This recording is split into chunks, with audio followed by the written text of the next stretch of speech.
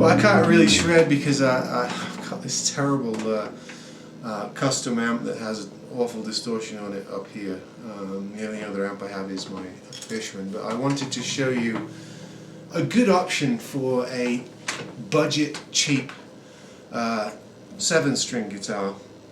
And again, this is dipping back into the Rondo trough, and this time for a Douglas Scope 727 7-string guitar with the tremolo on there.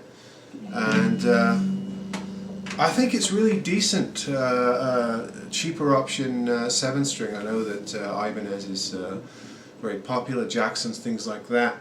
But if you don't have the money for one of those, you can pick these up sometimes very, very cheaply.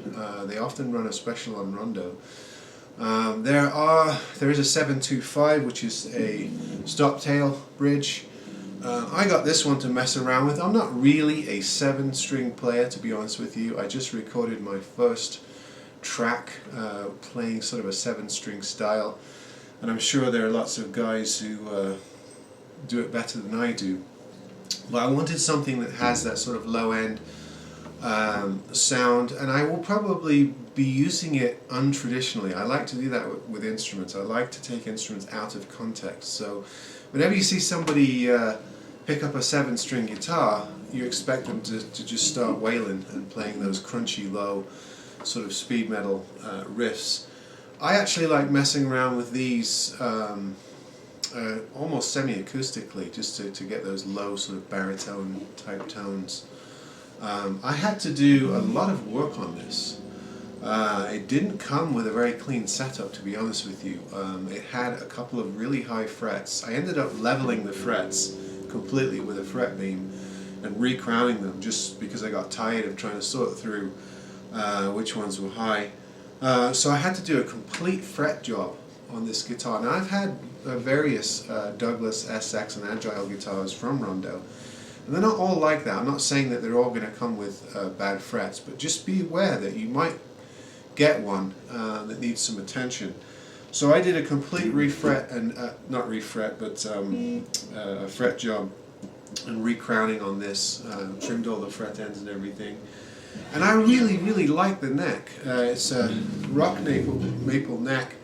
It's very substantial. It's wider, I'd say akin to almost like a classical guitar width. But it's very narrow. It's a very shallow sort of C-neck. It feels really good for a wider multi-string guitar. This is the quilted ash finish, which is nice. It's got some nice figure in it. There's the back. You can see that the ash in the back is slightly different, so it's got a cap on there. Maybe that's quilted maple, actually. The pickups are pretty decent. The humbuckers are decent. The tremolo is actually very good. I was very surprised. I did have to set up the tremolo a little bit, which is tricky, and do some fine tuning. But the tremolo works really, really well with the locking nut system here. I'm not a massive fan of locking nut guitars. They're finicky, fiddly. This one's very clean, and I'd say the best thing about this guitar are the keys, and I'm looking for Grover. I actually think they are Grovers on this particular guitar. Very, very good. Very rugged sort of, how would you call them? They're not shiny, they're sort of matte finished chrome keys, but the tuners on this are excellent. And a lot of people, when they buy these cheaper guitars, the first thing they do is rip out the pickups and pull off the tuners and upgrade. With this particular guitar, I think that you can get away with leaving these on, and definitely leaving the trem system on as well. You can upgrade the pickups if you like. The pots are really good. It's the same sort of matte brushed metal. The switch is pretty decent on it. So all in all, it's a pretty nice guitar. There are some telltale signs that it is a cheaper guitar. When you look in the trem cavity here, it's not the cleanest of finishes. They didn't really buff out underneath the trim. So if you're looking in from this side, you can see flaws, but nobody's going to see that from a front-on view. It's plastic, the pick guard covers.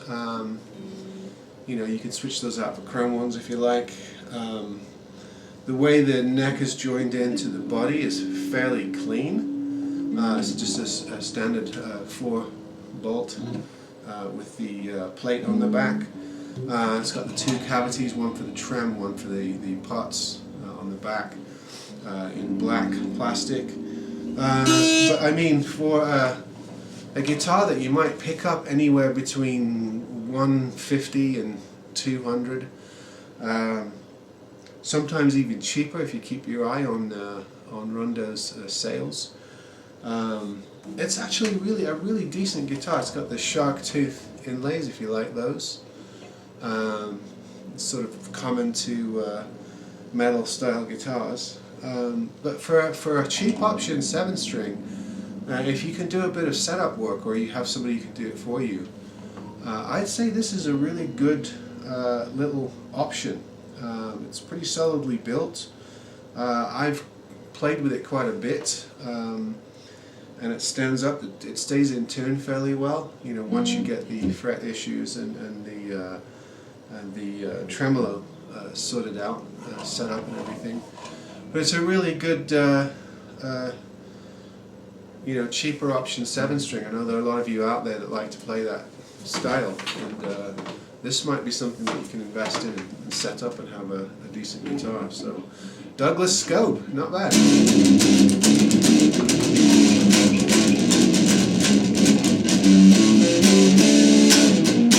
Sorry for my playing.